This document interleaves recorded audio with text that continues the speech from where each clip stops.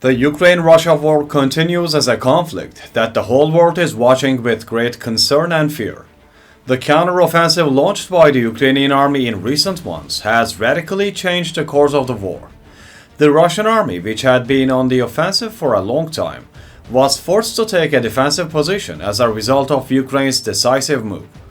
The Ukrainian army continues its offensive operations with the support of weapons and ammunition provided by its Western allies, which puts serious pressure on the Russian army.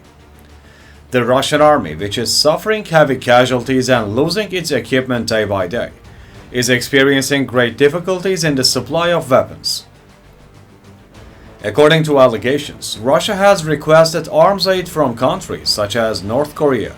The Ukrainian army's attacks, especially on Crimea and Russian territory, seem to have created chaos and instability within Russia. Having failed on Ukrainian territory, Russia seems to have become unable to protect even its own territory. The recent explosion in Melitopol further emphasizes this complex situation. According to the mayor of Melitopol, Fedorov, explosions were heard at dawn and the city's residents reported the incident with concern. In addition, the Melitopol Front is one of the strongest areas of Ukrainian army's counteroffensive. Ukrainian forces are fighting hard to clear the Russian army on this front.